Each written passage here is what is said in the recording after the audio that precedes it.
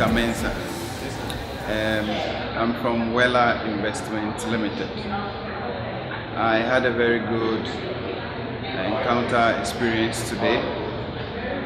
We've learned a lot. All the speakers gave us a very good insight into entrepreneurship. We heard from Dr. Oteng Gyasi. You know, the very first thought when innovation is mentioned is, of course, what we call a new way of doing something.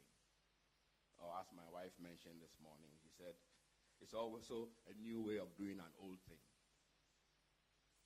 But it's a little more than that, especially in the corporate world.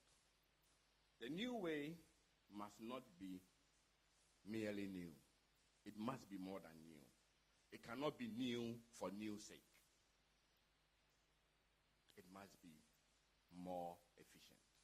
It must be cheaper by way of saving time, money, or both preferably, without sacrificing quality. And innovation must create value, either by people willing to pay more for it, or by sometimes making something cheaper to sell. So innovation can mean new technologies. When you talk of innovation, you remember Bill Gates, Steve Jobs, all those people. Those seem to be innovations. And you wonder, but I'm no scientist. I don't have technical skills. How am I going to innovate? You know. What I'll have you remember is that you don't need to be a scientist. You don't need to be a technologist to innovate. Any approach which gives you a competitive advantage is an innovation in your market. Let me illustrate. Let me give you an example using tropical cables. We entered into the market after a major multinational which had a 25-year lead on us. In other words, they had been in Ghana for 25 years before I started tropical cable. And the conventional wisdom up till then was that nobody could compete with them. That's multinational. They are in, at that time, 60 countries around the world, and they have a factory in Ghana, and you think that you can compete with them? No way. So anybody who wanted to deal in our products just stuck to importing, manufacturer's representative, and those kinds of things. And I said, no. I thought that we could compete with them. My strategy, because I had worked for an oil multinational before, and I know the way multinationals reason, you know. Like most businesses, multinationals would use the minimum workable technology in the absence of competition.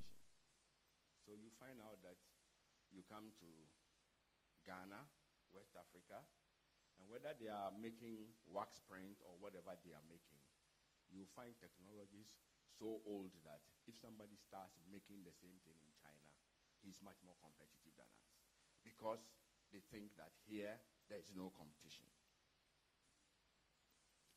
So what I decided to do, I'm going to start small, but I'm going to go out for the newest technology. Let me give you an example. There's a process of heating up metal, you know, and in the cable industry, you deal with two main metals, aluminum and copper, you know. And there's a process of making it ductile, soft, where you heat it up. It's called annealing, technically, you know. And the old system was that we had what we call batch annealing. I mean, you produce a certain amount of the metal, and then you put it in an annealing furnace, which was like a container, which got heated, and then after some time, you took it out, and you continued with the process. But new technology had come, where you didn't need to put it in there. You annealed it as the metal was being drawn, right on the line. So it was faster, it saved you money, it saved you time, but it wasn't being used anywhere in West Africa. So I said, now, if I'm going to do this, they call it continuous annealing, as distinct from batch annealing. So I went for continuous annealing.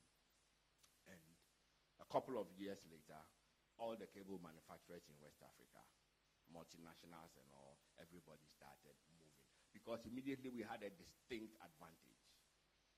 That is innovation. I didn't invent any new technology, but I had innovated. Competing with well-established multinational required us also to eliminate any possible issue of quality, because you were coming into a market, there was huge multinational there, you also had a lot of imports from all around the world, you're going to be a local manufacturer, you cannot cut corners. Not only can you not cut corners, but you must be seen not to have cut corners. I hope you recognize the distinction between the two.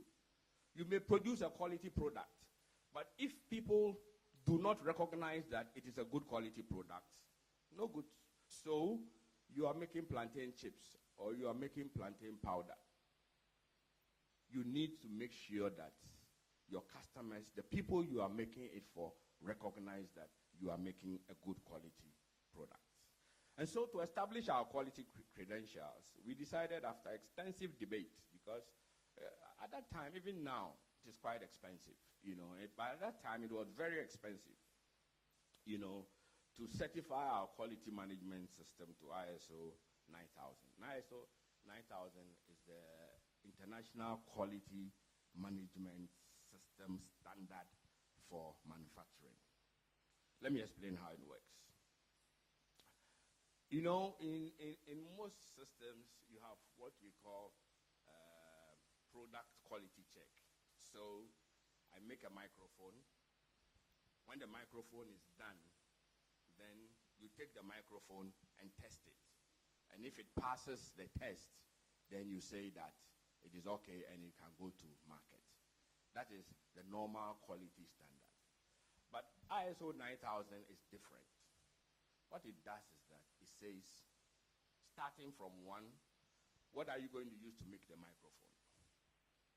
All the materials you are going to use to make the microphone must meet a quality standard. So even in your purchasing of raw material, you have a quality standard to make. Then, when you come to the actual manufacturing process, how you do it must also meet a certain standard. So, assuming I'm frying kelewele, what's my ISO quality management system? My plantain, when I buy it, at what level of ripeness I buy it, I find, because all of it must be ripe at the same time. That is why when you go to KFC, the chicken tastes the same each time, every time, no matter where you are. Because right from the beginning, they start with the same standard of... We became the first cable manufacturer to obtain ISO certification in West Africa.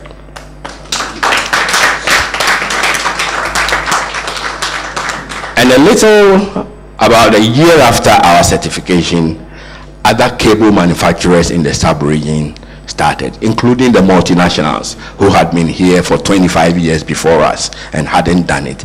They all started because we made everybody know that this is what we are. Because all of a sudden, the utilities could buy from us, and I'm not talking about just utilities in Ghana, Ivory Coast, Togo, Benin, all the utilities who had been bringing in product from France, from Tunisia, from Algeria, all of them felt comfortable dealing with us. Now, there are several points I wish you to note from these stories. First, that innovation must be for a purpose, because it will be sitting on their shelves, and find out the way in which you can use it to improve your product or to make completely new products.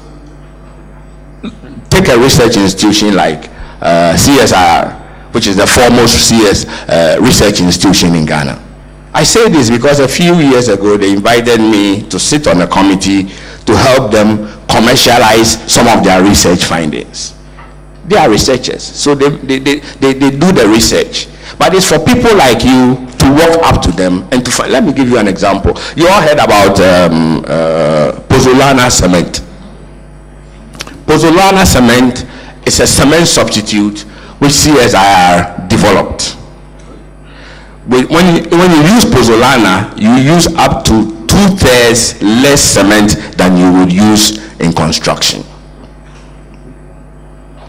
But the problem was that after they had developed it, it sat on their shelves for almost a decade, because they are scientists, and yet you are all there, business people, looking for new ideas, looking for new products. They will not come to you. You have to go to them and see what you can do. I'm glad to say that these days I see a lot of people looking at shea butter, various cocoa products, cocoa powder, the bitter one and all that. It's a good start, it's a good beginning, but we need to do much more than that. And we need, when we are doing that, to go for the ultimate quality.